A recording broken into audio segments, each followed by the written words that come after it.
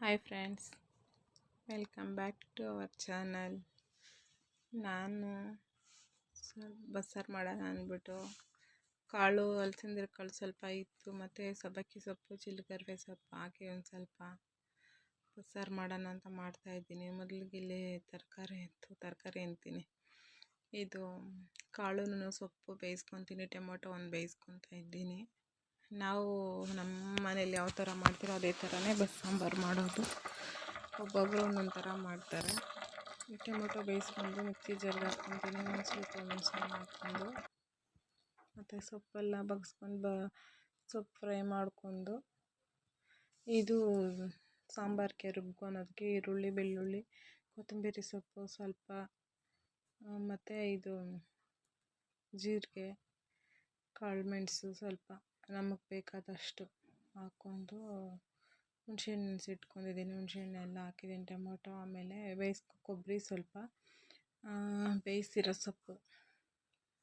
ಸೊಪ್ಪು ಕಾಳು ಹಾಕ್ಕೊಂಡು ರುಬ್ಕೊಂಡು ಸ್ವಲ್ಪ ಸಾಂಬಾರು ಪುಡಿ ಹಾಕಿ ಮಾಡ್ಕೊತೀನಿ. ಇದು ಪಲ್ಯಕ್ಕೆ ರೆಡಿ ಮಾಡ್ಕೊಂಡಿರೋ ಅಂಥದ್ದು.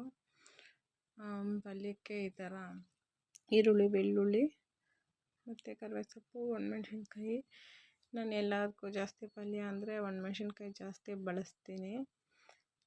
ಹಾಗೆ ನನಗೆ ಅಡುಗೆ ಮಾಡೋಕ್ಕೂ ಇಂಟ್ರೆಸ್ಟ್ ಇದ್ದಿರಲಿಲ್ಲ. ನಮ್ಮ ಯಜಮಾನ್ರಿಗೆ ಹುಷಾರಿಲ್ಲ ಅಂದ್ಬಿಟ್ಟು ಸ್ವಲ್ಪ ಬೇಗ ಮಾಡಿಬಿಟ್ಟು ಡ್ಯೂಟಿಗೆ ಹೋಗಿದ್ರು. ಡ್ಯೂಟಿಯಿಂದ ಬರೋಷ್ಟ್ರೊಳಗಡೆ ಅವ್ರಿಗೆ ಹುಷಾರಿದ್ದಿಲ್ಲ. ಶನಿವಾರದಿಂದ ತುಂಬಾ ಸುಸ್ತು, ಜ್ವರ, ನೆಗಡಿ, ಕೆಮ್ಮು ಜಾಸ್ತಿ ಆಯ್ತಾಯಿತ್ತು.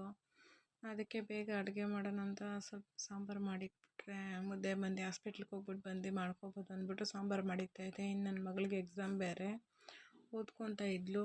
ಇನ್ನು ಅವ್ರನ್ನ ಮನೇಲಿ ಬಿಟ್ಬಿಟ್ಟು ಹೋಗೋಕ್ಕೂ ಭಯ.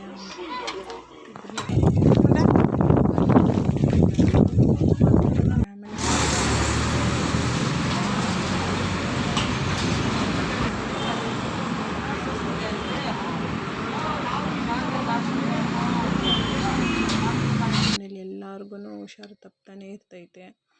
ಯಜಮಾನ್ರು ಮೆಡಿಕಲ್ ಹತ್ರ ಅವರು ಅಡ್ಡ ಕಾಣಿಸಲ್ಲ, ಅವ್ರು ಯಾರೋ ನಿಂತಿದ್ದಾರೆ ಬೇರೆ ಯಾರು. ಆಮೇಲೆ ತುಂಬಾ ಹುಷಾರಿಲ್ಲ. ನನಗೆ ಸಖತ್ ಬೇಜಾರಾಗ್ತೈತೆ, ಏನಪ್ಪ ಯಾವಾಗ ನೋಡಲಿ ಮನೇಲಿ ಹುಷಾರಿಲ್ಲ ಅಂತ. ಆಮೇಲೆ ಹಾಸ್ಪಿಟ್ಲಿಗೆ ಹೋಗ್ಬಿಟ್ಟು ಮನೆಗೆ ಬಂದು ಬಿಸಿ ಬಿಸಿ ಮುದ್ದೆ ಮಾಡಿ, ಬಸ್ಸಾರು ಮುದ್ದೆ ಮಾಡಿ, ಆಮೇಲೆ ಊಟಕ್ಕೆ ಕೊಟ್ಟೆ ತಿಂದುಬಿಟ್ಟು ಮಲಗಿದ್ರು. ಇವತ್ತಿನ ಬ್ಲಾಗ್ ಇಷ್ಟ ಆಗಿತ್ತು ಫ್ರೆಂಡ್ಸ್.